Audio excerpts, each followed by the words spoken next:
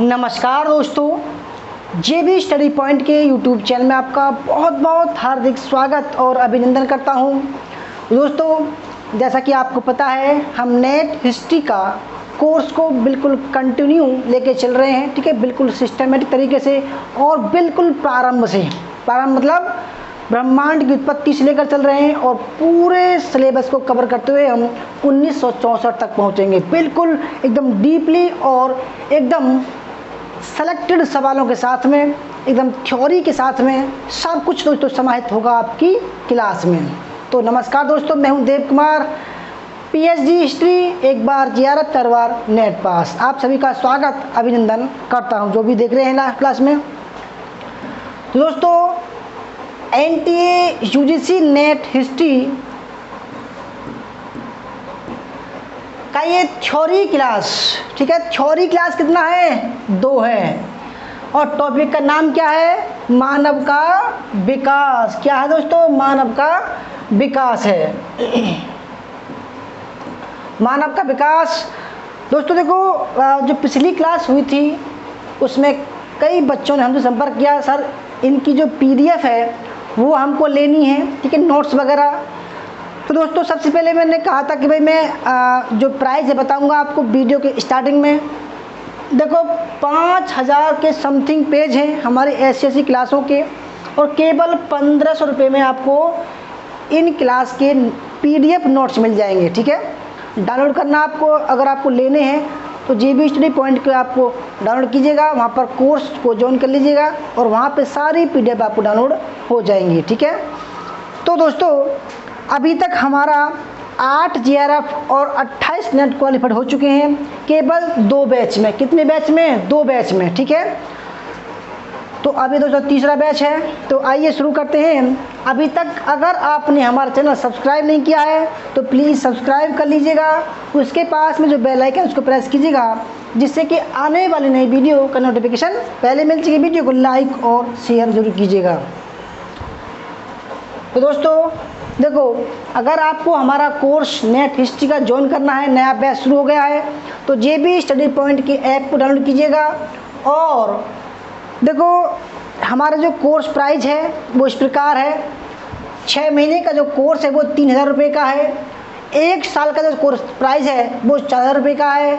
और 2 साल का जो कोर्स प्राइस है वो 5000 रुपये का है। ठीक है, अगर बात करें असिस्टेंट प्रोफेसर की तो 3000 रुपये का कोर्स है।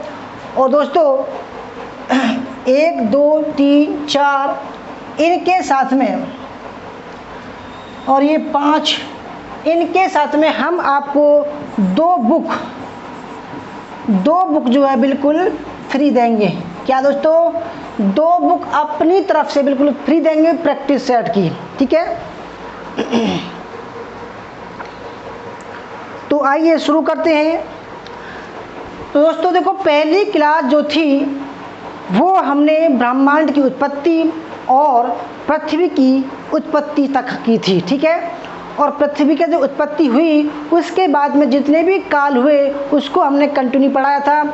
आज हम पढ़ेंगे मानव का विकास। मानव का विकास कहाँ से शुरू होता है? देखो दोस्तों, स्टार्टिंग से बताऊंगा मैं। जो इतिहास है वो कितना प्रकार का है? वो है आपका 3 प्रकार का। पहला है प्रागैतिहासिक, ठीक है। दूसरा है आपका ऐतिहासिक।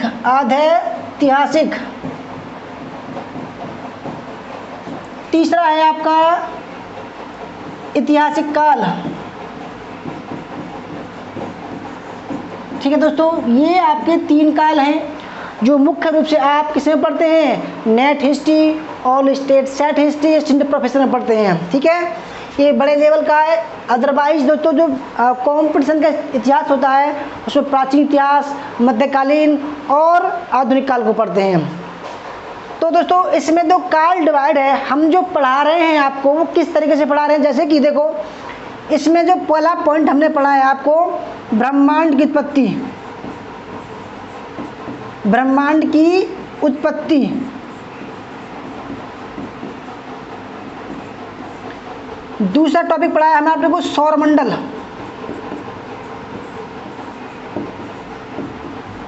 ठीक है, तीसरा टॉपिक आपका है पृथ्वी की उत्पत्ति। पृथ्वी की उत्पत्ति, ठीक है दोस्तों, आप समझ पा रहे होंगे। चौथा टॉपिक है मानव का विकास। ये बिल्कुल सिस्टमेटिक है, पूरे कोर्स को कवर करके लेकर चल रहे हैं हम, मानव का विकास। क्योंकि दोस्तों ऐसा होता है कि बहुत बच्चों को ये नहीं पता होता कि कौन सा काल कहाँ पर आता है। ये काल हम आपको हैंड टू हैंड बताते हुए चलेंगे, ठीक है। पांचवा जो टॉपिक पढ़ेंगे हम वो करेंगे पाषाण काल। कौन सा काल? पाषाण काल, जो हम प्राकृतिक काल में पढ़ते हैं। और छठा टॉपिक पढ़ेंगे हम इसमें ताम्र पाषाण काल। ताम्र पाषाण काल, ये 6 टॉपिक हम कवर करेंगे। इसमें हमने ब्रह्मांड की उत्पत्ति कर दी है, सौर मंडल कर दिया है, और इसमें दोस्तों हमने पृथ्वी की उत्पत्ति कर दी है। आज जो हम पढ़ने वाले हैं वो पढ़ेंगे मानव का विकास। और देखो, अगर अब बात करें हम आदि इतिहास की, किसकी दोस्तों? आदि इतिहास की बात करें, ठीक है।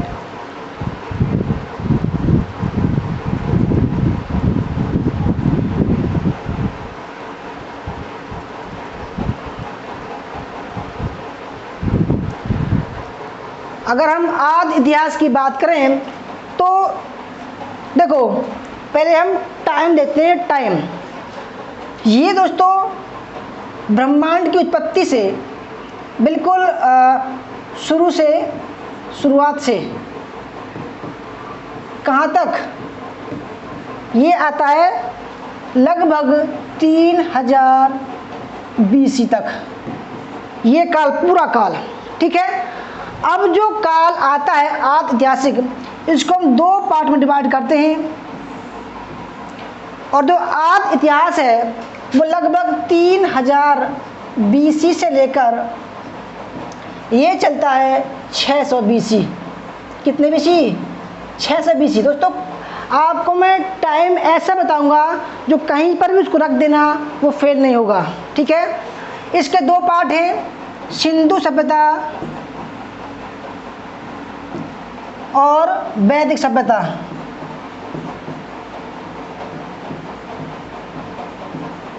ठीक है, ये 2 काल इसमें आते हैं। पहला जो काल है दोस्तों, याद रखिएगा, देखो पहला जो काल है सिंधु सभ्यता, इसका जो समय है उसको हम परिपक्व काल बोलते हैं। और अगर बात करें पूरे की तो इसको भी हम 3 काल में डिवाइड करते हैं। पहला है प्राक हड़प्पा। क्या है? प्राक हड़प्पा, ठीक है। इसका जो काल है वो लगभग 3000 से लेकर 2350 BC तक आता है, 350 BC तक, ठीक है।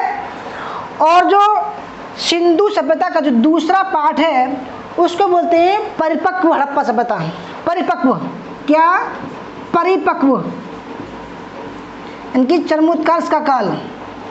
ये जो काल है ये 2350 से लेकर 1750 तक चलता है, ठीक है। और जो सिंधु सभ्यता का जो तीसरा काल है वो चलता है, इसको बोलते हैं हड़प्पावाद या हड़प्पोत्तर। क्या बोलते हैं? हड़प्पोत्तर। यह काल 1750 से लेकर 1500 BC तक चलता है। कब तक दोस्तों? याद रखिएगा, बिल्कुल एक्यूरेट टाइम है ये, ठीक है। एनसी अगर आपको पूछे एग्जामिनर कि भाई हड़प्पा का जो काल है कार्बन डेटिंग के अनुसार उसका काल है 2350 से लेकर 1750, ठीक है। DM अग्रवाल, धर्मपाल अग्रवाल एक नामक इतिहासकार हैं, उन्होंने कार्बन डेटिंग के अकॉर्डिंग बताया है कि 2350 से लेकर 1750 ईसा पूर्व सिंधु सभ्यता का परिपक्व काल था, ठीक है। अब बात करते हैं वैदिक सभ्यता की। इसका जो मोटा मोटा काल है वो 1500 से लेकर कितना है? 600 BC तक चलता है। इसके भी इतिहासकारों ने 2 पार्ट में डिवाइड किया है इसको भी। पहले का नाम है ऋग्वैदिक काल। क्या है दोस्तों? ऋग्वैदिक काल। ऋग्वैदिक, इसका जो काल है वो 1500 से लेकर कब तक? 1000 BC तक चलता है। ठीक है। जो दूसरा काल है वो है उत्तर वैदिक काल। क्या है? उत्तर वैदिक दोस्तों। ठीक है, उत्तर वैदिक काल। इसका काल 1000 BC से लेकर 600 BC, यानी कि ये काल महाजनपद काल तक आता है। ठीक है दोस्तों, बिल्कुल सिस्टमेटिक है आपके सामने, एक भी पॉइंट इधर उधर नहीं है। अब 600 BC में, 600 ईसा पूर्व में हमारा आदि इतिहास खत्म होता है और अब हम शुरू करते हैं ऐतिहासिक काल को। ठीक है, ऐतिहासिक काल का जो समय है वो 600 BC से लेकर 1947 तक है। ठीक है, जो ऐतिहासिक काल है इसमें हम क्या पढ़ते हैं दोस्तों? इसमें भी कहते हैं कि भाई 3 पार्ट मानते हैं इसको भी हम। वैसे तो देखो मोटे मोटे 3 पार्ट की बात करें तो पाषाण काल से स्टार्ट होता है। देखो इसमें पढ़ेंगे हम महाजनपद, महाजनपद, जैन, बौद्ध। लो आगे मैं बता रहा हूँ दोस्तों, आगे। ठीक है, आगे वाली स्लाइड में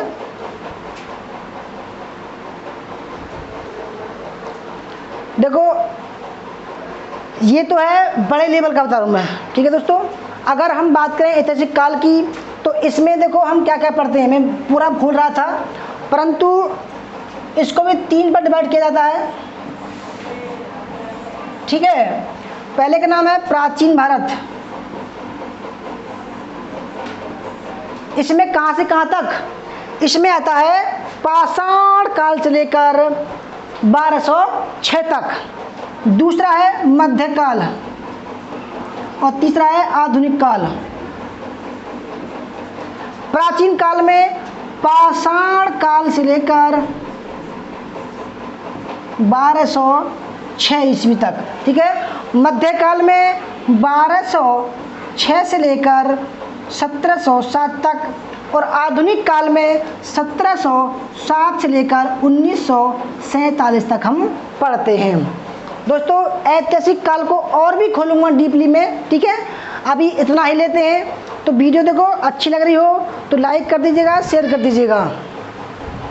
ठीक है दोस्तों, क्योंकि आपके लिए ही मेहनत कर रहे हैं और ऐसी जो आपको दिखा दे रहा है, अगर आपको ऐसी की PDF चाहिए तो देखो मैंने आपको बता दिया है कि कहाँ से JB स्टडी पॉइंट की ऐप को डाउनलोड कीजिएगा। वहाँ 1500 रुपये का कोर्स होगा, उसको डाउनलोड कीजिएगा और सारी PDF आप डाउनलोड कर लीजिएगा। ठीक है, इसमें भी देख सकते हैं प्रागैतिहासिक काल, आदि ऐतिहासिक काल और ऐतिहासिक काल। उसमें हमने क्या बताया? प्रापाषाण काल, मध्य पाषाण काल, नवपाषाण, ताम्रपाषाण, सिंधु सभ्यता, वैदिक सभ्यता। इसके 2 पार्ट बताए, 1 और 2। ऐतिहासिक काल में प्राचीन, मध्य, आधुनिक। परंतु तो प्राचीन इतिहास में हम कहाँ से स्टार्ट करते हैं? पाषाण काल से स्टार्ट करते हैं। पाषाण काल से लेकर 1206 तक। मध्य में 1206 से लेकर 1707 तक और इसमें 1707 से 1947 तक। ठीक है, अब देखो हम बात करेंगे कि भाई पहले भी आपने स्लाइड पढ़ाए थे। आप कहोगे भाई पहले स्लाइड पढ़ाई थी, आप भी पढ़ा रहे हैं। स्लाइड दोस्तों पढ़ानी ज़रूरी है क्योंकि आपको रिवीजन कराना ज़रूरी है। ठीक है, तो देखो पाषाण काल भी हम देख लेते हैं एक बार। परंतु हमें क्या पढ़ना है? मानव का विकास पढ़ना है आज। तो मानव के विकास पर ही पढ़ते हैं, डायरेक्ट चलते हैं।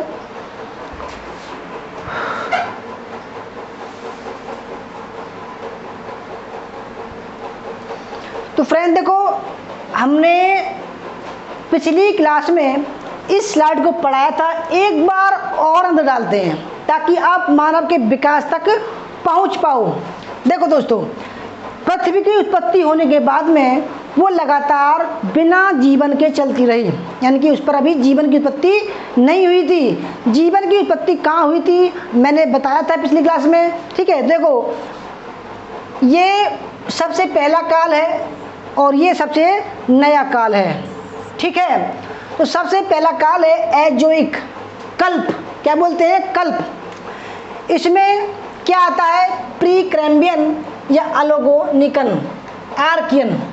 ये युग कब प्रारंभ हुआ कोई पता नहीं है अभी इतिहासकारों को, ठीक है। दूसरा है पैलियोजोइक, इसमें भी देखो जो पूरा काल है पृथ्वी का उसको 4 पार्ट में डिवाइड किया है।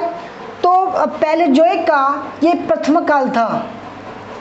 इसमें कौन कौन से युग आए, कैम्ब्रियन, आर्डोबिशियन, सिल्यूरियन, डेवोनियन, कार्बोनिफेरस और पार्मियन। ये जो काल था दोस्तों ये लगभग 6 करोड़ के आसपास था, ठीक है। कितने, 6 मिलियन, 600 मिलियन।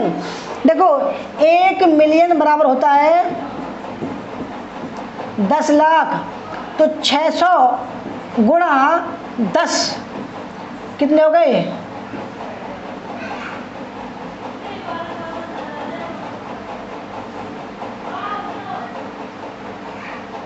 6 कम 6, 6,000, 6 लाख, ठीक है, यानी कि हो गए 6 करोड़ के आसपास हो गया।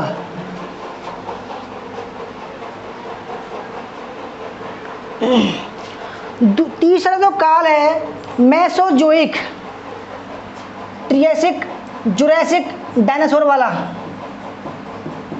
डायनासोर, ठीक है। ये चला 225 मिलियन से स्टार्ट होता है, ठीक है। और क्रीटेशस में डायनासोर खत्म हो गए, यहाँ पर खत्म हो गए। फिर चौथा जो काल आता है वो है आपका साइनोजोइक। ये जो काल है दोस्तों ये है स्तनधारियों काल, स्तनधारियों का काल था ये, ठीक है। तो इसमें जो युग आए इयोसीन, ओलिगोसीन, मायोसीन और प्लायोसीन, ठीक है। ये लगभग 70 मिलियन, 7 लाख के आसपास का काल था ये, ठीक है। 70 धाम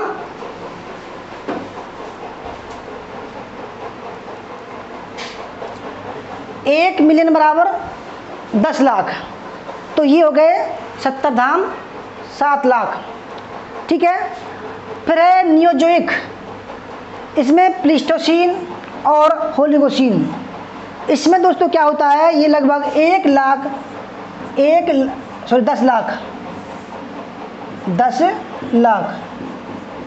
और ये हो गए 70 लाख, सॉरी दोस्तों 70 लाख हो गया है, 70 लाख, ठीक है। ये 2 करोड़ 25 लाख। तो अब क्या होता है दोस्तों, ये जो काल है ये पृथ्वी के काल हैं, ठीक है, पृथ्वी के काल हैं। तो धीरे धीरे देखो क्या होता है, जब मैंने बताया कि पृथ्वी की उत्पत्ति हुई, ठीक है। देखो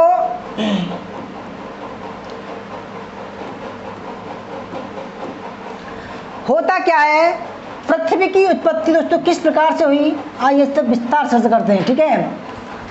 पृथ्वी की उत्पत्ति कैसे हुई, ब्रह्मांड में बिग बैंग नाम का एक महाविस्फोट हुआ, ठीक है। उसमें बहुत सारे ग्रह अपने स्थान पर घूमने लगे दोस्तों, क्योंकि ब्रह्मांड एक ऐसा स्थान है जहाँ पर कुछ भी दोस्तों निश्चित नहीं है, कि यानी कि ब्रह्मांड अनिश्चित है, उसका कोई अता पता नहीं है कितना लंबा है कितना चौड़ा है। तो देखो दोस्तों मैंने कहा जो ब्रह्मांड में एक सूर्य है, सूर्य इतनी तेज गति से घूमता है, कहते हैं ये इसका मध्यस्थ है, ठीक है। ये ब्रह्मांड का मध्यस्थ है, इसके चारों ओर जो है ग्रह चक्कर लगाते रहते हैं। जैसे कि पहला ग्रह क्या है, बुध है, फिर मंगल है, फिर पृथ्वी है, फिर शुक्र है, ठीक है, फिर बृहस्पति है, फिर शनि है,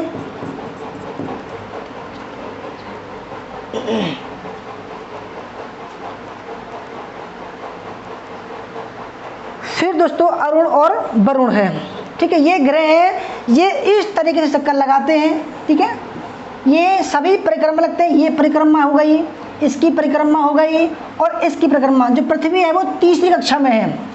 अब हुआ क्या दोस्तों, कहते हैं कि जो पृथ्वी थी शुरुआत में वो आग का गोला थी। कैसी थी? आग का गोला थी। अब देखिए जो पृथ्वी है उसका जो आकार है वो इस तरीके का है। ठीक है, यानी कि इसका आकार गोल नहीं है। ठीक है, जब ये आग का गोला थी और पृथ्वी के सूर्य के चारों तरफ चक्कर लगा रही थी दोस्तों, तो क्या हुआ, ये ठंडी हो गई। क्योंकि जो ब्रह्मांड है, ये जो ब्रह्मांड दोस्तों ये कैसा है, ये ठंडा है, बिल्कुल बिल्कुल ठंडा है दोस्तों। कैसा है? बिल्कुल ठंडा है ये। ठीक है, बिल्कुल ठंडा है। देखो जब बिग बैंग नामक एक महाविस्फोट हुआ ब्रह्मांड में, तो धूल के कण इतनी जगह फैल गए कि दोस्तों धीरे धीरे ये ग्रहों पर जमने लगा। ठीक है, जब पृथ्वी इसके तरफ घूम रही है, इसके ओर पास, सूर्य के ओर पास चक्कर लगा रही है, तो धीरे धीरे धीरे धीरे ये क्या हो गई, ठंडी हो गई। ठंडी कैसे हो गई? देखो दोस्तों, ये कोई चाय है, चाय का प्याला है। ठीक है, अभी चूल्हे में से उतारी है हमने, स्टोव पे से, और धीरे धीरे इसमें क्या होगा, 5 मिनट बाद, 10 मिनट बाद क्या होगा, ये धीरे धीरे दोस्तों इसमें से वाष्प निकलेगी। ठीक है, और ये ठंडी हो जाएगी। इसी प्रकार पृथ्वी भी धीरे धीरे क्या हो गई, ठंडी हो गई। ठीक है, ठंडी हो गई, और ठंडी होने जब गर्म थी, ठंडी हुई, तो ये जो ठंडापन निकला इसका, तो वाष्प के रूप में निकला। वाष्प के रूप जो है ऊपर चलकर ब्रह्मांड में पहुंचकर क्या कहलाए, वाष्प। वाष्प बन गए, वाष्प जल। इसने जल का रूप धारण कर लिया। और दोस्तों कहते हैं, विज्ञान कहता है कि वाष्प जल और धूल के कण मिलकर बादल का निर्माण करते हैं। क्या, किसका निर्माण करते हैं? वाष्प जल प्लस धूल कण। धूल किस लिए थी? क्योंकि इसमें ब्रह्मांड में इतना बड़ा विस्फोट हुआ था जिसमें धूल के कण जो है विद्यमान हो गए थे, धूल के कण। ठीक है, अब इन दोनों ने जब आपस में मिलना शुरू हुआ तो बादल का निर्माण हुआ। किसका निर्माण हुआ? बादल का निर्माण हुआ दोस्तों। याद रखिएगा, बादल कैसे, गहन गहन वाले। ठीक है, भद्रो रे भद्रो मेघा, भद्रो रे भद्रो बरसो। ठीक है, तो देखो क्या हुआ, जब बादल के निर्माण हो गए और धीरे धीरे बादल, देखो कहीं ब्रह्मांड में जाएगा नहीं। जब वायुमंडल धीरे धीरे जलवायु परिवर्तन हुआ, पृथ्वी पर ठंडी हुई, तो क्या बन गया, इसकी ओर पास एक वातावरण बन गया। क्या बन गया दोस्तों? वातावरण बन गया, वातावरण। और इसकी शक्ति है पृथ्वी की, वो हर एक चीज को अपनी तरफ खींचती है, अपनी तरफ आकर्षित करती है। इसको बोला गया है गुरुत्वाकर्षण बल। गुरुत्वाकर्षण बल बोला गया है इसको। ठीक है, जिसके अकॉर्डिंग पृथ्वी हर एक चीज को अपनी तरफ खींचती है। तो दोस्तों क्या हुआ, जब गुरुत्वाकर्षण ने अपना एक वायुमंडल बना लिया। क्या बना लिया? वायुमंडल। और इसी वायुमंडल में इतने घनघोर बादल छा गए जिसका कोई पता नहीं। ठीक है, अब इसको अगले पेज पर लेकर चलते हैं।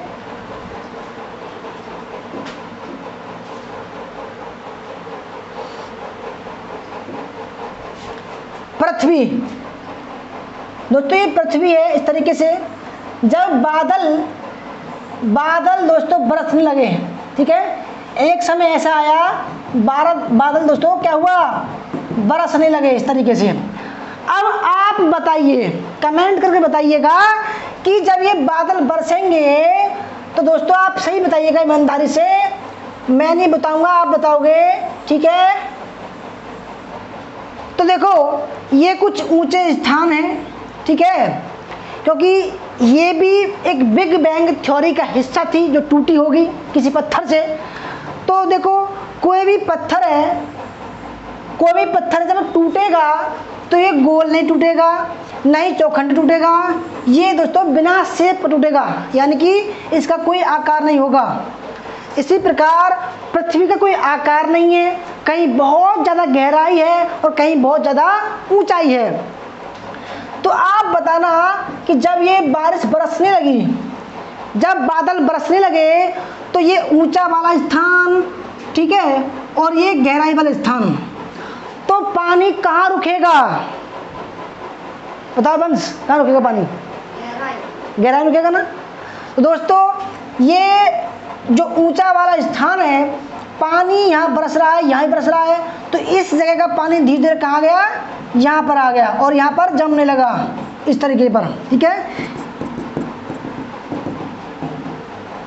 तो दोस्तों ये जो ऊंचे स्थान थे ये कहलाए पर्वत, ठीक है, और जो नीचे वाले स्थान है जहाँ पानी जमने लगा ये कहलाए समुद्र। आई होप आपको समझ में आ रहा होगा। आ रहा है? पक्का पूछ सकता हूँ मैं सवाल?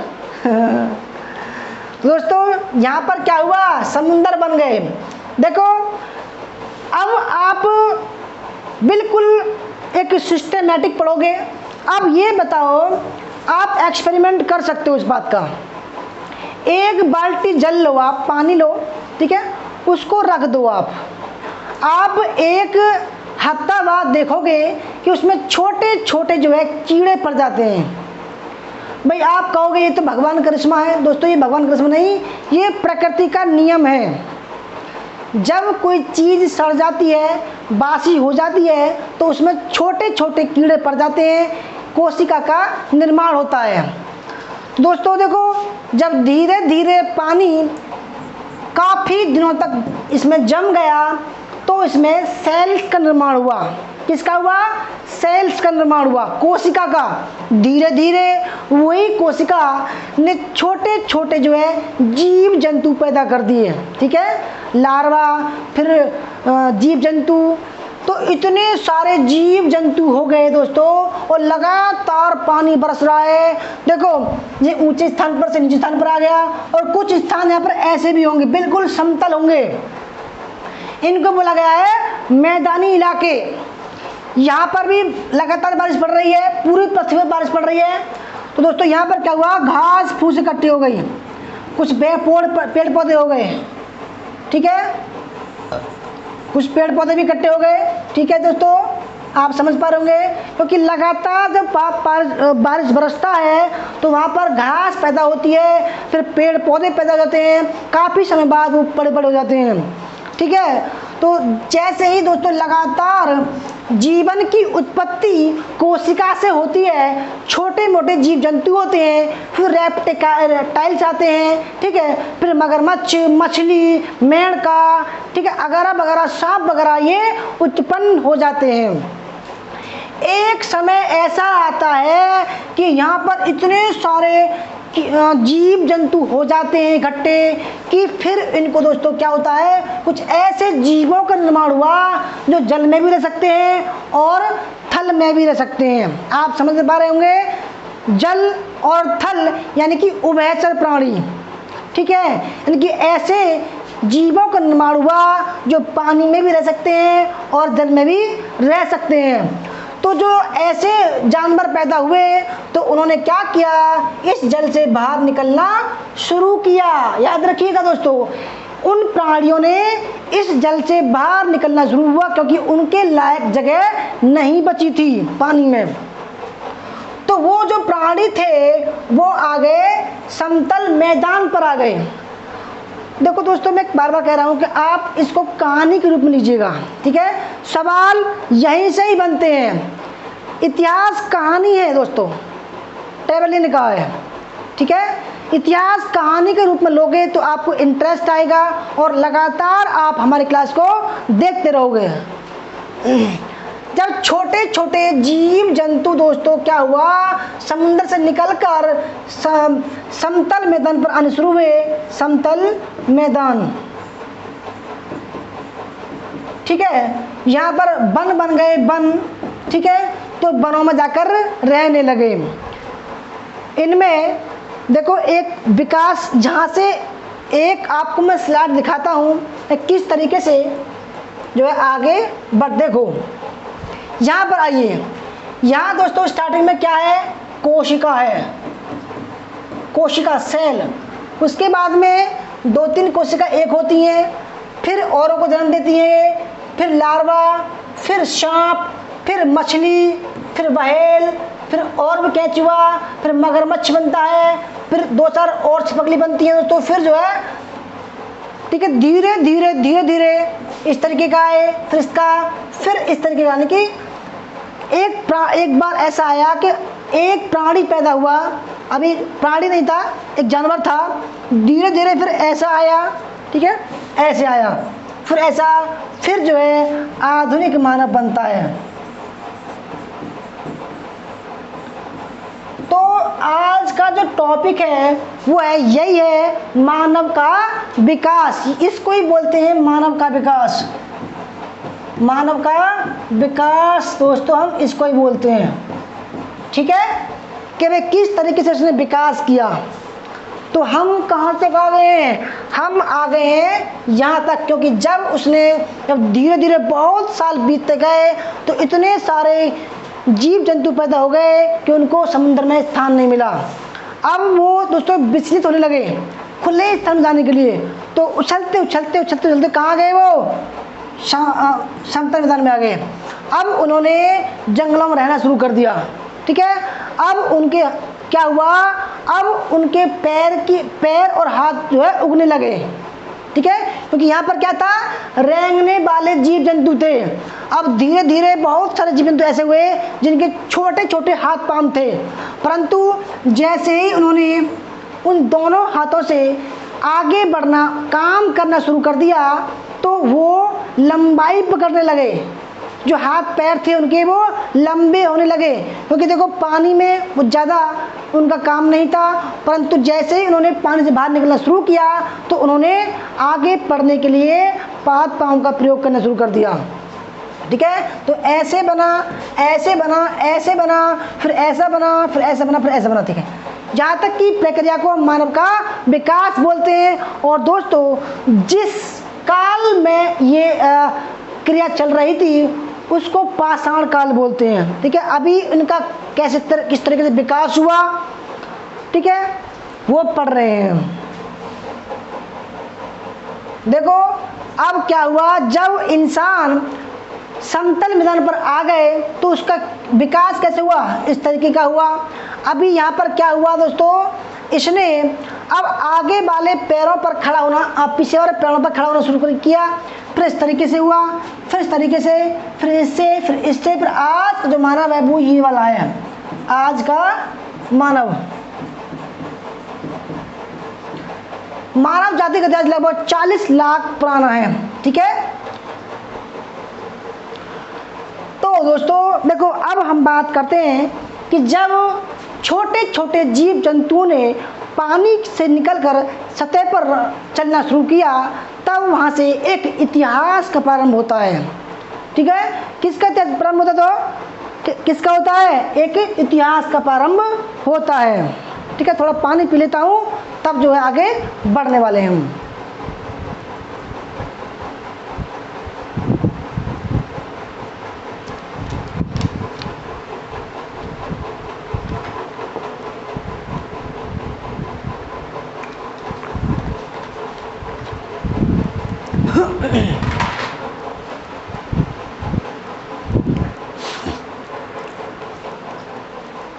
तो फ्रेंड्स देखो, मानव का विकास, ठीक है, मानव का विकास को हम 2 भाग में डिवाइड करते हैं। पहले का नाम है क्या है, मानव की उत्पत्ति कैसे हुई। देखो मानव की उत्पत्ति सेनोजोइक महाकल्प में हुई और उसके तीसरे कल्प में हुई और प्लेस्टोसीन युग में होती है, ठीक है। अब उसका जो विकास हुआ, ठीक है, यानी कि जो मानव था वो इस युग में सामने आता है, 4 पैरों वाला। अभी 2 पैर नहीं, इसके 4 पैर हैं, इसके दोस्तों भी 4 पैर हैं, हाथ नहीं थे, हाथों का निर्माण इसने बाद में किया, मतलब पैरों को ही हाथ बनाया। अब विकास की बात करते हैं। विकास जो है वो बानर या कपी से होता है, फिर लंगूर बनता है, फिर लंगूर से गोरिल्ला बनता है, गोरिल्ला से ओरंगटन और फिर चिंपैंजी, और चिंपैंजी के बाद में दोस्तों धीरे धीरे क्या होता है, वो डेवलप होना शुरू होता है, वो जो है 2 पैरों पर खड़े होना सीखता है। ठीक है, यहाँ पर अभी 4 पैर थे और चिंपैंजी 2 पैर पर भी चलता है, आपने देखा भी होगा। तो देखो दोस्तों, ये जो घटनाक्रम था विकास का, ये जो बानर थे, बानर ये क्या कहलाए, ये कहाँ पर थे, इनका जो जन्म हुआ अफ्रीका के जंगलों में। अफ्रीका के जंगलों में ये क्रम घट रहा था उस समय। ठीक है, अफ्रीका के जंगलों में ये कहानी घट रही थी विकास की। ठीक है, तो क्या होता है, यहाँ तक आते आते चिंपैंजी आप जानते होंगे वनों में रहता है। तो देखो दोस्तों, यहाँ से अब सवाल बनेंगे, सवाल यहाँ से बनेंगे आपके एग्जाम के लिए। देखिए, यहाँ है बानर या कपी, जैसे कि मैंने बताया आपको, बानर या कपी से मानव की उत्पत्ति हुई है और यही घटनाक्रम आगे चलता है। तो देखो दोस्तों, बानर या कपी, ठीक है, मानव का जो विकास है वो होता है रामापिथेकस से। अभी जो रामापिथेकस है वो आदि पूर्वज है, मानव के आदि पूर्वज रामापिथेकस है। ठीक है, जो इस प्रकार पेड़ों पर रहते थे अफ्रीका के जंगलों में, ये अफ्रीका के जंगलों में थे।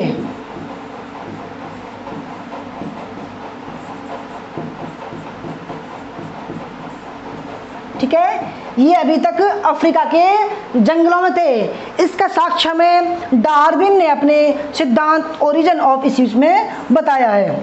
ठीक है, अब क्या हुआ, जब जलवायु में थोड़ा परिवर्तन हुआ तो जिस प्रकार जीव जंतु, छोटे छोटे जीव जंतु समुद्र से निकलकर वनों में आए, समतल मैदान में आए, वो वन बने।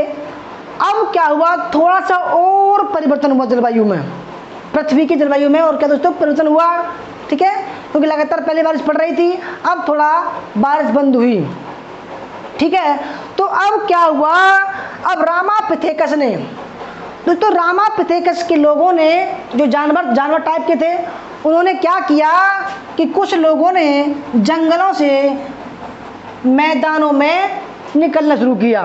ठीक है, कुछ जानवरों ने क्या किया, मैदानों में निकलना शुरू किया जंगलों से।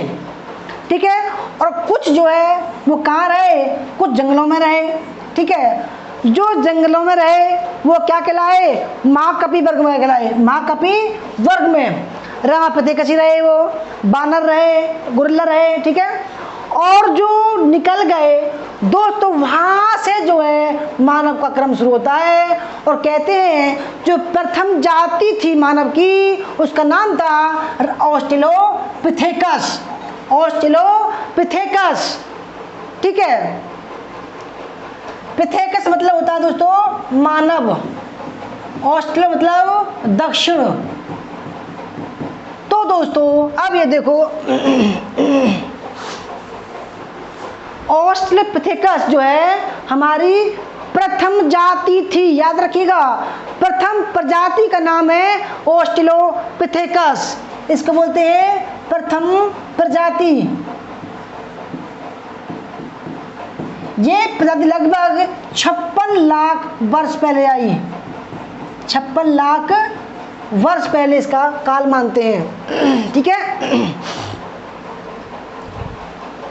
समझ रहे हैं दोस्तों आप? अगर नहीं समझ रहे हो दोबारा समझा दूंगा, अगर समझ रहे हैं तो बहुत अच्छी बात है। और देखो, अगर आपको क्लास अच्छी लग रही हो, ऐसी क्लास को मैं बिल्कुल स्टार्टिंग से लेकर एंड तक पढ़ाऊंगा मैम। ठीक है, अगर आपको अच्छी लग रही है तो दोस्तों ईमानदारी से आप जो है लाइक कीजिएगा और शेयर कीजिएगा। बंस थोड़ा पानी लाओ भाई, और बोलो ना मग लेके आओ।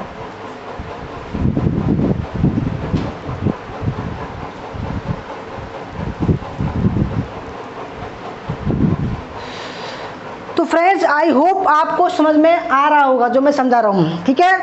अब क्या हुआ, जो मानव है वो कुछ मैदान में निकल गए जिनको क्या गया, ऑस्ट्रेलोपिथेकस। यहाँ से ही दोस्तों एक कहानी ऐसी शुरू होती है जो आपके एग्जाम में आती है, ठीक है। तो आइए देखो, रामापिथेकस, ये क्या है, रामापिथेकस। देखो अभी हम समझा रहे थे, अब उसी चीज को थ्योरी टाइप में पढ़ेंगे, ठीक है, ताकि आप पीडीएफ जो लो इसकी तो काम में आ सके, ठीक है, आप समझ भी सको और आप लिख भी सको और आप दोस्तों पढ़ भी सको, ठीक है। रामापिथेकस भारत में शिवालिक, याद रखिएगा मोस्ट इंपोर्टेंट है, शिवालिक की पहाड़ियों पर 1932 एल्बिन सिमंस नामक वैज्ञानिक विद्वान ने केवल जबड़े खोज निकाले थे। इसके क्या, जबड़े, मुंह के जबड़े खोज निकाले। आधुनिक मानव का पहला पूर्वज था, यानी कि जो आधुनिक मानव है उसका पहला पूर्वज कौन सा है, रामापिथेकस है। ये कौन है, पूर्वज है, क्योंकि यहीं से जो है कुछ ऐसे रामापिथेकस जो है जंगलों से बाहर निकले, वो क्या कहलाए, ऑस्ट्रेलोपिथेकस कहलाए। इसे श्वेपिथेकस भी कहते हैं, यानी कि जो शिवालिक की पहाड़ियों में पाया गया उसको श्वेपिथेकस भी कहते हैं। देखो मानव ने इस तरीके से विकास किया, जैसे कि ये है ऑस्ट्रेलोपिथेकस, क्या नाम है इसका दोस्तों, ये है ऑस्ट्रेलोपिथेकस, नाम निकला ऑस्ट्रेलोपिथेकस, ठीक है, अफ्रीकन्स। अब दूसरा जो चैप्टर है इसका अफ्रीकन्स, ठीक है, पैरेंथ्रोपस, बेसाई, रोबोस्टस। इसके बाद में होमो फैमिली आती है, होमो हैबिलस, होमो रुडोल्फिन्स, होमो इरगेस्टर, होमो इरेक्टस, होमो हैंडलबर्ग, ठीक है। अब इसके बाद में जो नई जाति आती है होमो जाति, तो होमो रुडेंशियंस, होमो निएंडरथल और होमो सैपियंस, ये आधुनिक मानव है, ठीक है, होमो सैपियंस। तो इस तरीके से दोस्तों मानव ने तरक्की की थी। ये ऑस्ट्रेलोपिथेकस था, जो रामापिथेकस पहले था, फिर इसने मैदान में निकलना शुरू किया, फिर धीरे धीरे अफ्रीकन्स बने, फिर धीरे धीरे इन्होंने इस तरीके का अपना स्वरूप बदला वातावरण के अकॉर्डिंग, ठीक है। फिर दोस्तों क्या हुआ, ये अफ्रीका के जंगलों से जो है पूरी दुनिया में फैलने लगे, ठीक है, पूरी दुनिया में वहां से फैलने लगे। अब इनका जो फैलने का क्रम है वो देखेंगे कि भाई इनको क्या क्या, कौन कौन से लोग कहाँ चले गए, वो कहाँ क्या कहलाए, ठीक है। अब ये देखो, आप देख पा रहे होंगे धीरे धीरे विकास है, ठीक है। अब ये बिल्कुल खड़ा होने लगा, ठीक है, किसके जबड़े बाहर थे, किसके जबड़े अंदर थे, ठीक है दोस्तों। ये देखो, ये अरब अफ्रीका का प्रायद्वीप है, ठीक है, अफ्रीका, ये अफ्रीका महाद्वीप है जहाँ से ये चारों तरफ फैलने शुरू हुए, ठीक है। यहाँ भारत है,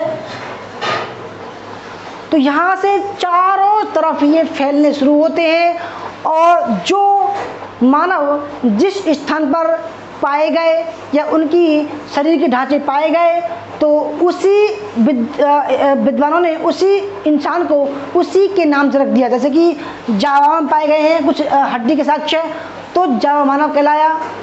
पिकिंग स्थान पर पाए गए हैं तो पिकिंग मानव कहलाया, ठीक है, हिंडलबर्ग। तो आइए देखते हैं दोस्तों, अब थ्योरी टाइप में पढ़ते हैं। देखो, मानव भूवैज्ञानिक इतिहास के अंतिम महाकल्प नूतन जीवी या महाकल्प के चतुर्थ में रह रहा है, ठीक है। जो मानव है, ठीक है, इसे क्वाटरनरी कहा जाता है। इसके तहत 3 युग हैं। कौन कौन से युग? अति नूतन युग, ये युग जो है वो 1 करोड़ 20 लाख पूर्व तक था, ठीक है। अत्यंत नूतन 20 लाख वर्ष पूर्व था। और न्यूटन ये 10,000 वर्ष पूर्व था। यानी कि यहाँ पर कौन सा काल आ गया, ये पाषाण काल यहाँ पर खत्म होता है। नहीं, उच्च पाषाण काल खत्म होता है, उच्च पाषाण काल यहाँ पर खत्म होता है। अत्यंत नूतन युग या प्लेस्टोसीन युग में 3 बड़े बड़े स्तनधारी परिवार का उदय हुआ। ये आधुनिक घोड़े, हाथी तथा मवेशियों के पूर्वज थे। इन पशु प्रारूपों को सामूहिक रूप से बिला फ्रांसीसी जंतु समूह कहा जाता है। अत्यंत नूतन यहाँ पर, ठीक है।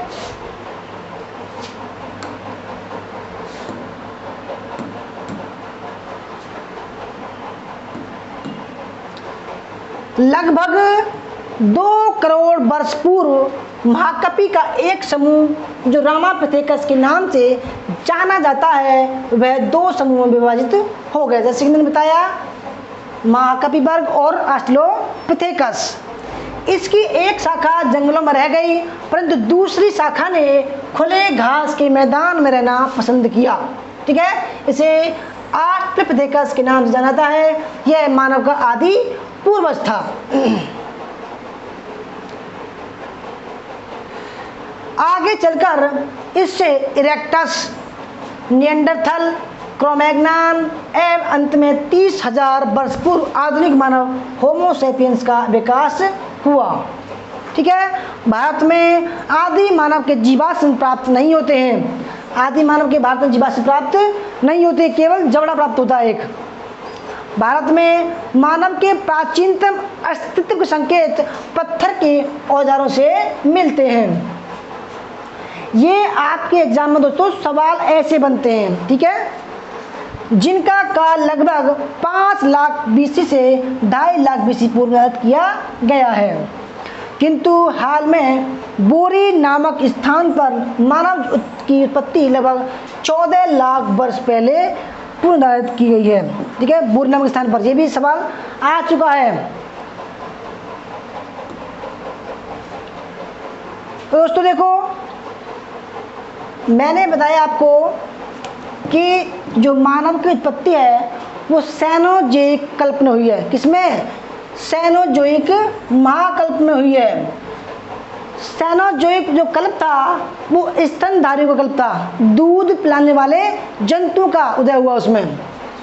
सेनोजोइक काल में स्तनपायी या स्तनधारी उत्पन्न हुए। ठीक है, जिनसे क्या हुआ?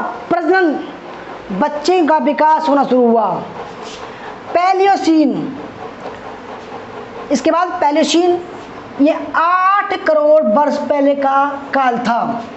दूसरा काल इयोसीन, लगभग 6 करोड़ वर्ष पहले का था। एलिगोसीन लगभग 3 करोड़ 50 लाख वर्ष पहले का था। मायोसीन 2 करोड़ 50 लाख वर्ष पहले का था। इसके बाद में प्लेयोसीन 1 करोड़ 20 लाख वर्ष पहले का था। ठीक है, प्लेस्टोसीन 30 लाख वर्ष पहले, इसे नियोजोइक भी कहा जाता है। यहाँ पर दोस्तों क्या होता है? यहाँ पर मानव की उत्पत्ति होती है। ठीक है, अब होलोसीन, 7वां है होलोसीन। होलोसीन 10,000 वर्ष पहले समस्त लिखित इतिहास होलोसीन युग का है। यानी कि देखो, लिखित इतिहास तो मिलता है परंतु इसको अभी तक पढ़ा नहीं गया है। ठीक है, इसको अभी तक पढ़ा नहीं गया, राइट। तो आइए देखो, लगभग 360 लाख वर्ष पहले प्राइमेट प्रजाति उत्पन्न हुई। 360 लाख मतलब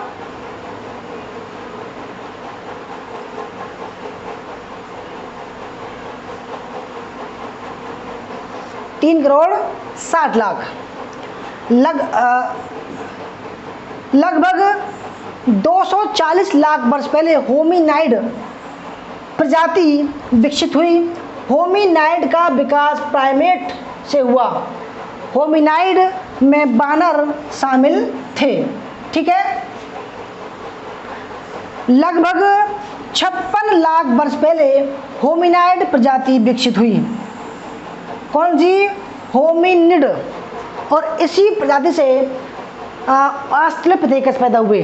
ठीक है, ऑस्ट्रेलोपिथेकस पैदा हुए। अब बात करते हैं भाई 56 लाख वर्ष पूर्व जो है होमिनिड प्रजाति बनी। ठीक है, तो उसकी विशेषता क्या थी? इनकी विशेषता क्या थी? ये सीधे खड़े होकर चलते थे तथा इनके मस्तिष्क का आकार बड़ा था। इनका जो मस्तिष्क था वो काफी बड़ा था और थोड़े बहुत ये दोस्तों खड़े होकर चलते थे। ये अपने हाथों से औजार बना सकते थे। ठीक है, औजार बना सकते थे। मानव की उत्पत्ति हुई। ठीक है, ऑस्ट्रेलोपिथेकस खुले मैदान में रहते थे। ऑस्ट्रल शब्द का अर्थ दक्षिण और पिथेकस का शब्द है बानर है। ठीक है, इनकी दक्षिण मानव। ऑस्ट्रेलोपिथेकस प्लायोसीन काल में थे। प्लायोसीन, जैसे मैंने आपको बताया कि जो ये जो थे वो इस काल के थे, प्लायोसीन काल में। ठीक है, प्लायोसीन। ऑस्ट्रेलोपिथेकस दोस्तों ये मोस्ट इंपोर्टेंट है। ऑस्ट्रेलोपिथेकस की खोज 1959 ईस्वी में तंजानिया स्थित ओल्डुवई गार्ज नामक स्थान पर, तंजानिया एक देश है, उसमें एक गार्ज है। ठीक है, जहाँ बहुत सारी दोस्तों कीचड़ मट्टी का सफाई हुई थी, उसको गार्ज बोला गया है। ठीक है, ऑस्ट्रेलोपिथेकस की तुलना में होमो का मस्तिष्क बड़ा, जबड़े बाहर थे उसके और जबड़े बाहर की ओर कम निकले हुए और दांत छोटे होते थे। यानी कि ऑस्ट्रेलोपिथेकस की तुलना में होमो जो था, होमो सैपियंस आधुनिक मानव का, ठीक है, उसमें जो मस्तिष्क था बड़ा था और जबड़े बाहर की ओर कम निकले हुए थे। देखो अब ये देखो दोस्तों बहुत ही शानदार ये स्लाइड है, बहुत शानदार।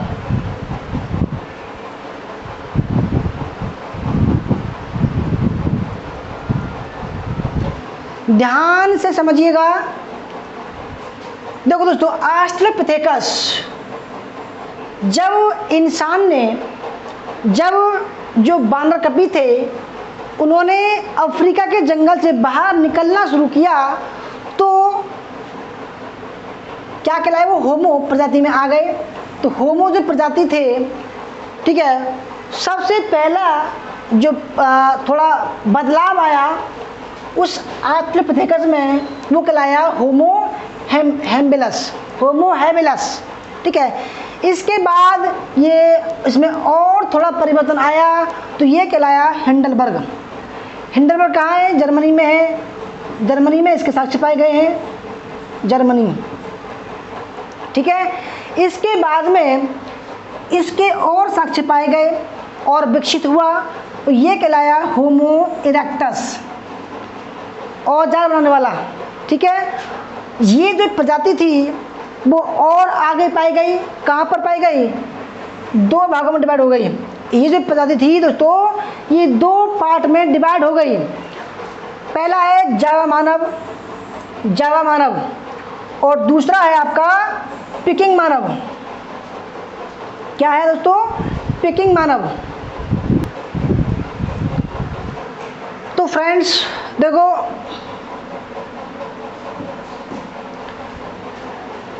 ऑस्ट्रेलोपिथेकस फिर होमो हैबिलस ये प्रथम कारीगर मानव था। प्रथम कारीगर मानव, ये सवाल बनते हैं। प्रथम कारीगर मानव था। उसके बाद हिंडलबर्ग आया जर्मनी में और इसका जो काल था वो 8 लाख से लेकर 1 लाख वर्ष पहले था। ठीक है, 8 लाख साल पहले से लेकर 1 साल पहले था। इसके बाद काल आया होमो कालीन मानव, थोड़ा परिवर्तन हुआ तो होमो इरेक्टस, इसका जो समय था वो 2 लाख वर्ष पहले का था। इसके भी 2 पार्ट हुए है ना।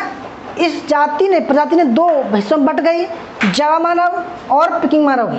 ठीक है, फिर इसके बाद में आता है काल, ये थोड़ी सी दोस्तों आगे बढ़ी जर्मनी की नियंडरथल घाटी में इसके साक्ष्य पाए गए हैं, तो इसको बोला गया है नियंडरथल मानव। इसका जो समय है वो 1 लाख से लेकर 35,000 वर्ष पहले का है। ठीक है, इसके बाद आता है क्रो-मैग्नन मानव। क्रो-मैग्नन मानव और जो नियंडरथल मानव था दोस्तों, वो समाधान करने लगा। समाधान करने लगा, सवाल आता है एग्जाम में, समाधान करने लगा, लेकिन शवों को दफनाने लगा। ठीक है, ये धार्मिक क्रियाकलाप करने लगा, सामाजिक व्यवहार करने लगा। ठीक है, अब आता है क्रो-मैग्नन, ये होमो सैपियंस फैमिली का है। तो ये जो है स्थायी निवास बना कर रहने लगा, स्थायी निवास। ठीक है, कृषि करने लगा।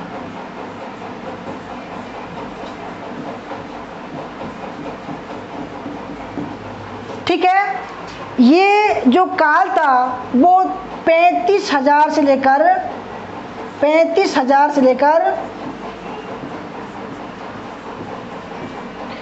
30,000 के बीच में था।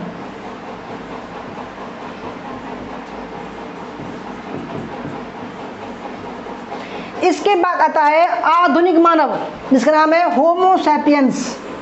ठीक है, ये शुरू होता है, इसकी शुरुआत होती है 30,000 वर्ष पहले, जो अब तक चल रहा है। तो दोस्तों अब इनको जो है बिल्कुल डीपली में पढ़ेंगे।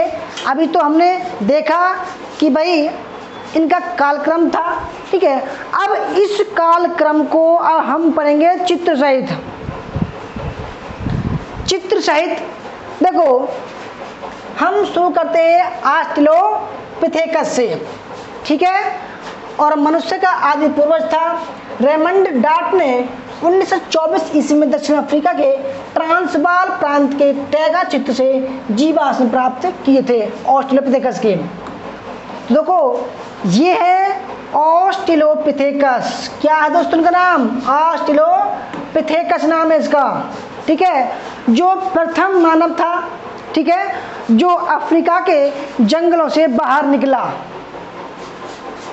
ठीक, अब जब बाहर निकला तो होमो प्रजाति में एक विकास का क्रम शुरू हुआ। तो प्रथम कौन था? होमो हैबिलस था। होमो हैबिलस। होमो श्रृंखला की शुरुआत इसी से मानी जाती है। जो होमो श्रृंखला थी इसकी शुरुआत होमो हैबिलस से मानी जाती है। यह पहला मनुष्य है जिसने अपने आसपास की लकड़ियों, हड्डियों और पत्थरों को इकट्ठा कर हथियार बनाए थे। ठीक है, यानी कि इसने दोस्तों लकड़ी पत्थर को इकट्ठा करके हथियार बनाए ताकि जानवर को आराम से मार सके। हाथ का प्रयोग हथियार उठाने में करने लगा।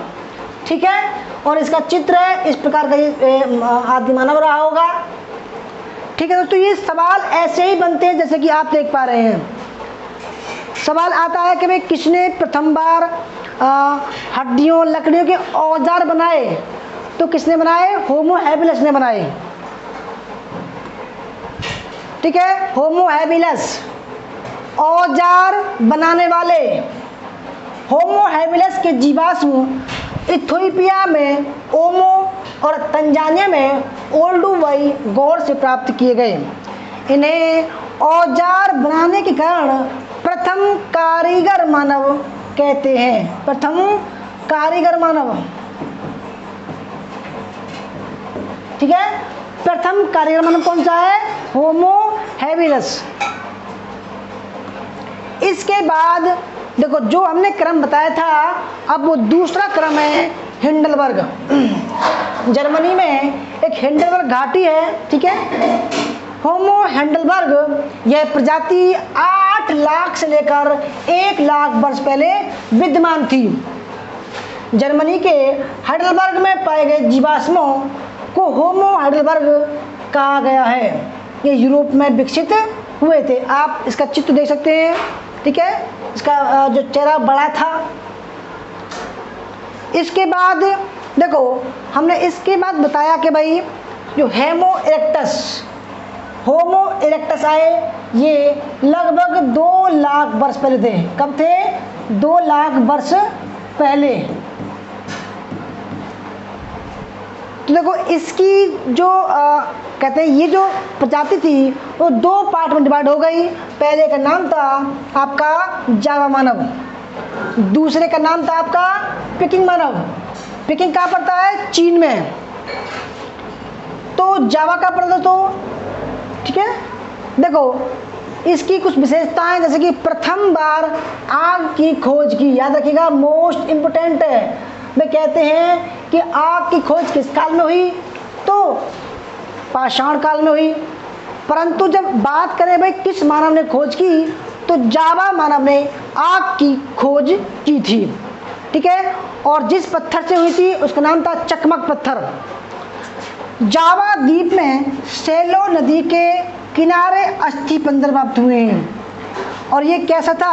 नरभक्षी था, यानी कि पशुओं को मार कर खाता था। ठीक है। जब इसको लगा कि भाई आग से प्रयोग, आग इसने खोज कर ली, तब ये जंतुओं को, पशुओं को भून कर खाने लगा। दूसरे का नाम है पिकिंग मानव, ये चीन में पड़ता है। इसने क्या किया? आग का नियमित प्रयोग किया। इन्होंने खोज की, इन्होंने आग का नियमित प्रयोग जो है खाना पकाकर खाने के लिए किया। बीजिंग से 40 अस्थि पंजर प्राप्त हुए हैं। अब इसका जो महत्वपूर्ण कार्य था, इसने हाथ का खुलकर प्रयोग किया, यानी कि पिकिंग मानव दोस्तों हाथ का खुलकर प्रयोग किया। चाहे किसी को मारने के लिए किया हो, चाहे किसी को खाने के लिए क्या हो, या औजार बनाने उठाने के लिए क्या हो, ठीक है, या घर बनाने के लिए क्या हो, मगर इसने हाथ का खुलकर प्रयोग किया। देखो दोस्तों ये जो है जला रहे हैं आग, तो इसने क्या किया? नियमित प्रयोग किया, आग जलाकर और जानवरों को भून कर खाने लगे ये। ठीक है। इसके बाद आता है होमो इरेक्टस। क्या आता है? होमो इरेक्टस। 1 लाख से लेकर दोस्तों ये है 35,000 तक, नहीं ये जो है 2 लाख, जो मैं बात करता हूँ नियंत्रधर्म मानव है, सॉरी 2 लाख वर्ष पहले ये समाप्त हो गए। होमो इरेक्टस सीधे खड़े होकर चलने वाला, दोनों पैरों पर चलने वाला जो मानव था ये होमो इरेक्टस था। इन्हें पिकेप्रेंथोपास इरेक्टस मानव कहा जाता है। यह प्रजाति 2 लाख वर्ष पहले समाप्त हो गई। पिथेक्रेंथोपास का अर्थ सीधा चलने वाला कपी मानव है, याद रखिएगा मोस्ट इंपोर्टेंट है। ठीक है भाई, पिथेक्रेंथोपस का मतलब यह है कि सीधा खड़ा होकर चलने वाला आदि मानव। पिथेक्रेंथोपस पहले मानव थे जो अफ्रीका से बाहर आए। ठीक है। होमो इरेक्टस के प्राचीनतम जीवाश्म अफ्रीका एवं एशिया दोनों महाद्वीपों में पाए गए हैं, यथा कूबी फोरा, मोर जोकर्तो, संगीरन, पश्चिमी तुर्काना, केन्या, जावा आदि में पाए गए। अग्नि का प्रयोग करने वाली प्रथम प्रजाति होमो इरेक्टस थी। ठीक है। अग्नि का प्रयोग दोस्तों और कामों के लिए करने वाली। एशिया में पाए गए जीवाश्म अफ्रीका में पाए गए जीवाश्म की तुलना में परवर्ती काल के हैं। इसके बाद आता है निएंडरथल मानव। जर्मनी की निएंडरथल घाटी में पाए गए हैं, इनके अस्तित्व अस्थिपंजर पाए गए हैं, इसलिए इनको निएंडरथल मानव कहते हैं। इनका मुख्य कार्य समाधान करना था। जो भी आदमी मरता था, जिसकी मृत्यु होती थी, उसका ये अंतिम संस्कार करते थे। ठीक है।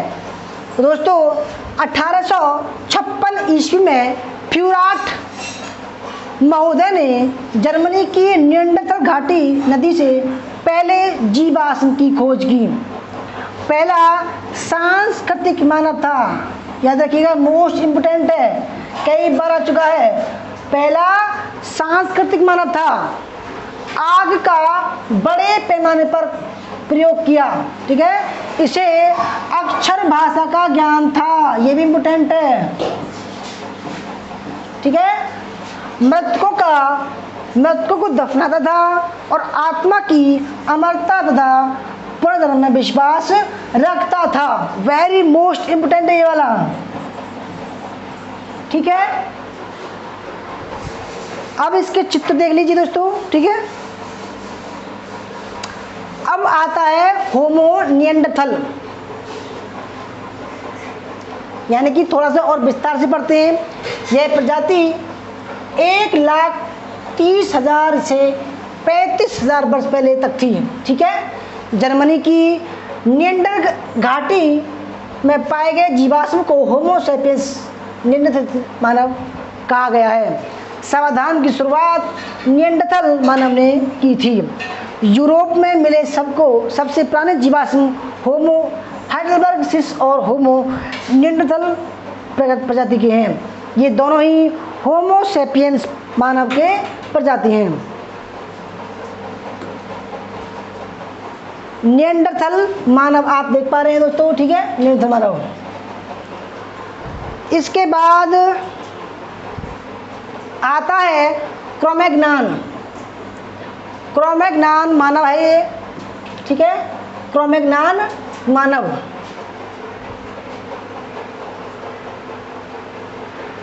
इसको बोला गया है पहला पूर्ण मानव। पहला पूर्ण मानव मोस्ट इंपोर्टेंट है, कई बार एग्जाम में आ चुका है कि पहला पूर्ण मानव कौन सा था, क्रोमैग्नान था, ठीक है। कपाल क्षमता आधुनिक मनुष्य से अधिक थी, ठीक है। स्थायी निवास बनाकर रहने लगा, यानी कि देखो दोस्तों, जब हम प्रसारण काल पढ़ते हैं तो उस काल में हमने देखा है कि मध्य काल के जो लोग थे, जो उच्च प्रसारण काल के लोग थे, वो गुफाओं में रहने लगे। तो ये वही गुफा में रहने वाला आदमी है पूर्ण मानव, जो पतले पतले औजारों का प्रयोग करता था, ठीक है। इसने क्या किया, खेती करना प्रारंभ कर दिया। और इसने क्या हुआ दोस्तों, नव प्रसारण काल तक आते आते पहिए का आविष्कार करना शुरू कर दिया, ठीक है। कि पहिए का जो आविष्कार है वो कब होता है, नव प्रसारण काल में होता है। और नाव से परिचित थे, क्योंकि नाव जो है वो मध्य प्रसारण काल की देन थी, ठीक है। खेती करना मध्य प्रसारण काल के अंतिम चरण में इसने खेती करना शुरू कर दिया, ठीक है। अब बात करते हैं होमो सैपियंस, यानी कि प्राग या चिंतनशील मानव। होमो सैपियंस बुद्धिमान व्यक्ति था के लिए प्रयुक्त लैटिन भाषा शब्द है। इस शब्दावली का सर्वप्रथम प्रयोग कार्ल लिनियस, किसने, कार्ल लिनियस द्वारा किया गया था। ये इंपोर्टेंट है, पूछता है आपके एग्जाम में कि भाई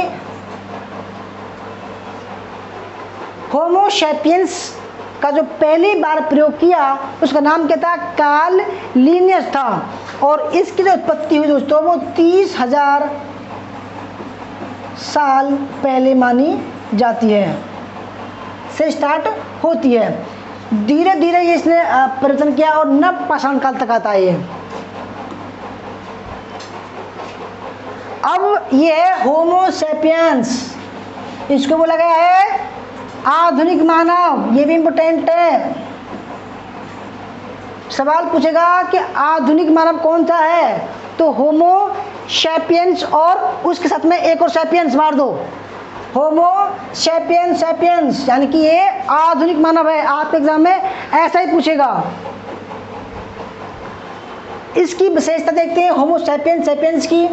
यह प्रजाति वर्तमान मानव प्रजाति है जो लगभग 30,000 पहले उदय हुई। इनकी दो विशेषताएं हैं, जैसे कि उभरी हुई ठोड़ी, यानी कि जो इनकी जो ठोड़ी थी दोस्तों वो बाहर की तरफ निकली हुई थी। देखो ये ठोड़ी है दोस्तों, ये बाहर की तरफ निकली हुई है, ठीक है। उभरी हुई ठोड़ी का विकास हुआ, खोपड़ी का पशवा गोलाकार हुआ, यानी कि जो इनका जो पशवा है ये क्या है, गोलाकार हुआ। पहले क्या था, वो इस तरीके का था, अब इस तरीके का हो गया। ठीक है। पत्थर के औजार बनाने और उनका इस्तेमाल किए जाने का सबसे प्राचीन साक्ष्य इथोपिया और केन्या के से मिला है। संभवतः ऑस्ट्रेलोपिथेकस ने सबसे पहले पत्थर के औजार बनाए थे, लेकिन सबसे पहले पाषाण औजार बनाने का श्रेय होमो हैबिलिस प्रजाति को जाता है। थोड़ा सा और देख लेते हैं, ठीक है, क्योंकि दोस्तों इसके बाद में, इस क्लास के बाद में जो नेक्स्ट क्लास आएगी तब हम शुरू करेंगे पाषाण काल। अभी आपने मानव का विकास देखा था, अब पढ़ेंगे मानव का मतलब पाषाण काल पढ़ेंगे अगली क्लास में। तो थोड़ा सा और देख लेते हैं, इसको हमने पढ़ लिया।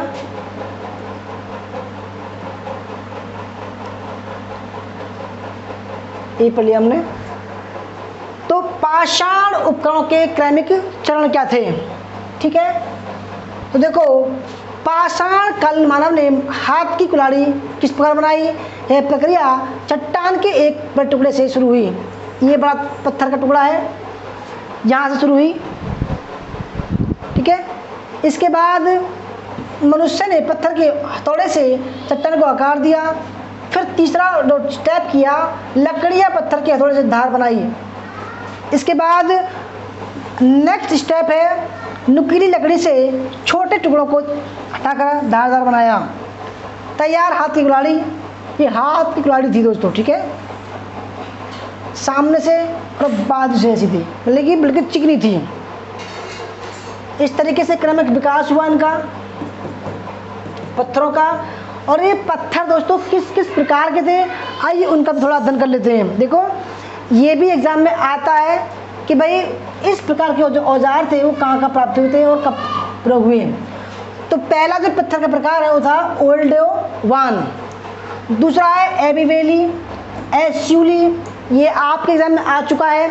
चौथा है क्लैक्टोनियन। पांचवा है लवालेवाई, ये भी आ चुका है, ठीक है। ये और ये आ चुके हैं आपके एग्जाम में। लेवालेवाई तकनीक का जो प्रयोग हुआ था वो फ्रांस में हुआ था। माइक्रो क्यूबिस और मोस्तारी, ये भी आ चुका है दोस्तों आपके एग्जाम में, मोस्तारी पत्थर का प्रयोग, ठीक है। अब इनके बारे में थोड़ा थोड़ा पढ़ते हैं कि भाई ये किस प्रकार बनाए जाते थे। तो पहला है आपका ओल्डोवान। ओल्डोवान जो पत्थर है, जो औजार है, इसे मॉडल 1 भी कहा जाता है, ठीक है। मॉडल 1 याद रखिएगा। इसे होमो हैबिलिस, होमो हैबिलिस से संबंधित संस्कृति है।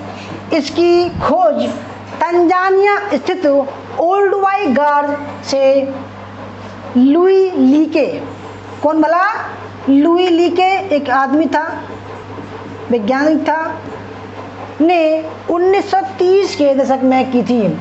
इसका काल 26 लाख से 70 लाख वर्ष पहले का है, यानी कि ओल्डोवान जो औजार था उसका, ठीक है। इसके बाद दूसरा जो पत्थर का औजार है वो है एबिलेवी।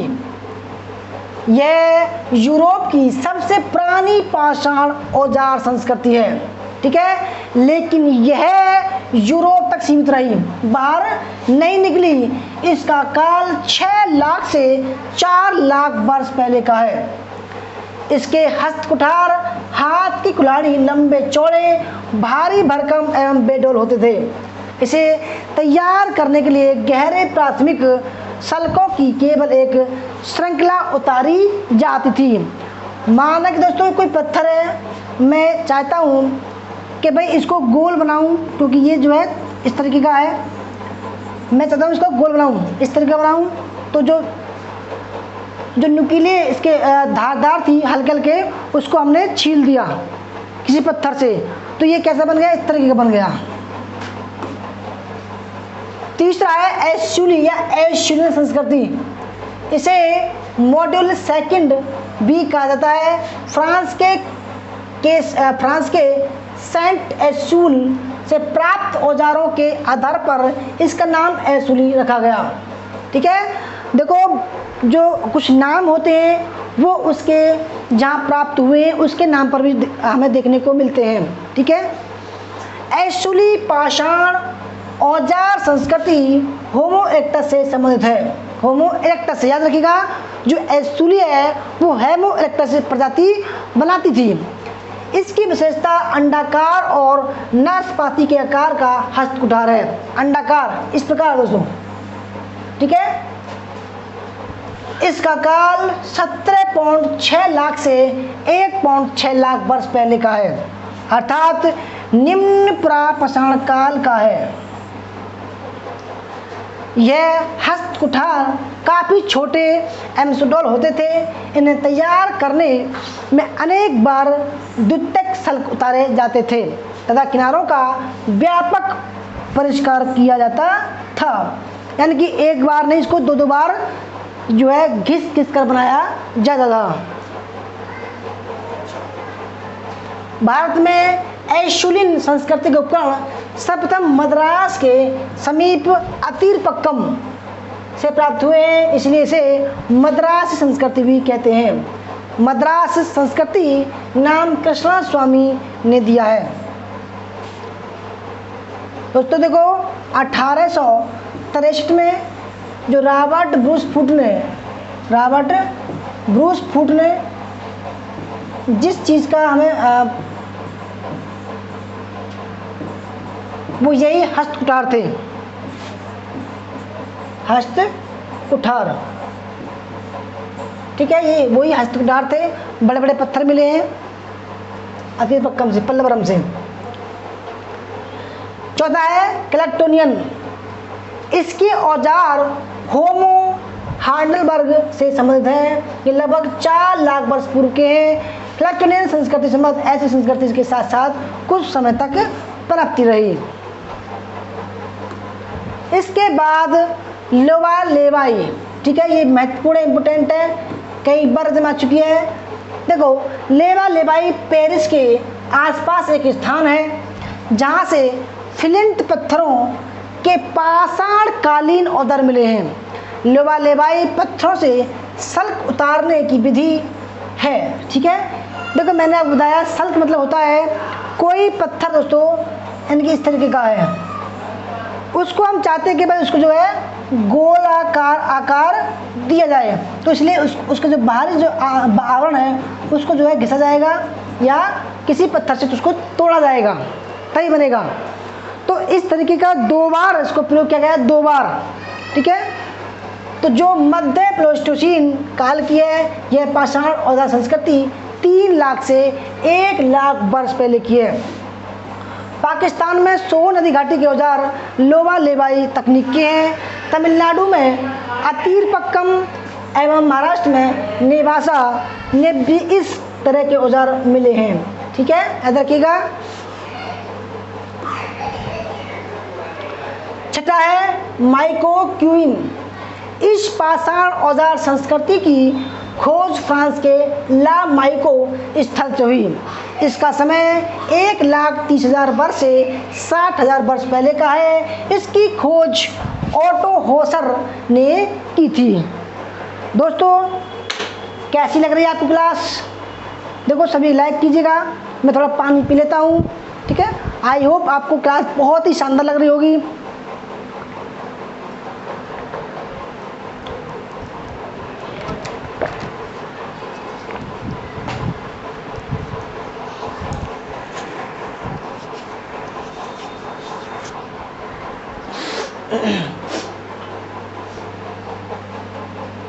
आगे बढ़ते हैं। 7वां है मोस्तारी। ये निएंडरथल मानव के पाषाण औजार की संस्कृति है। वेरी मोस्ट इम्पोर्टेंट है मोस्तारी। ठीक है, जो 1 लाख से 60,000 वर्ष से 40,000 वर्ष पहले की है। यह मध्य पाषाण युग काल का एक समय है। ठीक है, मध्य प्रापाषाण काल का। अब दोस्तों जो हमने बताया है उसका थोड़ा सा अध्ययन कर लेते हैं। मानव का उद्भव एवं विकास। पुरातत्व में मानव की सबसे मान्य परिभाषा यही है कि उसे औजार बनाने वाला प्राणी का रूप में स्वीकार किया गया है। सर्वप्रथम बेंजामिन फ्रैंकलिन ने, मोस्ट इम्पोर्टेंट है, सर्वप्रथम बेंजामिन फ्रैंकलिन ने मानव को औजार बनाने वाला प्राणी कहा था, क्योंकि प्रारंभ में इनके अधिकांश प्रसारण औजार के बने थे, इसलिए इस मानव को क्वाटरजाइट भी कहा जाता है। ठीक है, किससे बने थे? क्वाटरजाइट से बने थे। मानव का उद्भव प्रति नूतन काल में हुआ। अभी तक जो पुरातात्विक प्रमाण उपलब्ध हैं उनके आधार पर यही कहा जाता है कि मानव की आदि जन्म स्थली अफ्रीका महाद्वीप रहा है। ऑस्ट्रेलोपिथेकस हमारा निकटतम आदि पूर्वज है।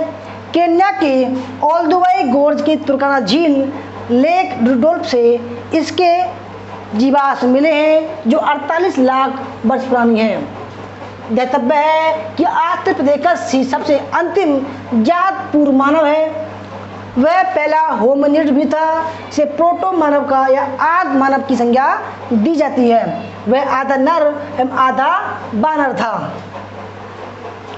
इथोपिया से 32 लाख वर्ष पुरानी शिशु कन्या लूसी के अवशेष मिले हैं। ये भी इम्पोर्टेंट है, आ चुका एग्जाम में। ठीक है, वर्तमान मानव को होमो नामक श्रेणी के अंतर्गत वर्गीकृत किया जाता है, जैसे होमो हैबिलस, होमो इरेक्टस, होमो सैपियंस सैपियंस।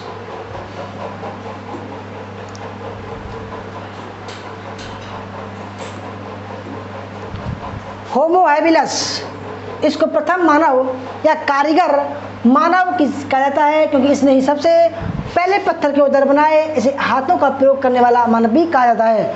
होमो इरेक्टस ने सर्वप्रथम पत्थर के हैंडक्स बनाए, तो अग्नि का आविष्कार किया। करनूल जिले की गुफाओं से अग्नि के चिन्ह मिलते हैं। इरेक्टस को पिथेक्रैंथोपस भी कहते हैं, इसका अर्थ है सीधा चलने वाला कपी मानव। होमो इरेक्टस की सबसे बड़ी विशेषता व्यापक भौगोलिक वितरण था। यह अफ्रीका से लेकर चीन के चौकुतियन तक फैले थे। अग्नि का प्रयोग करना मानव में असीम महत्व की घटना है। संपूर्ण प्राणी जगत में एकमात्र उसे ही आ जाता और प्रयोग करता है, अन्य प्राणी केवल उसे डरते हैं। तो दोस्तों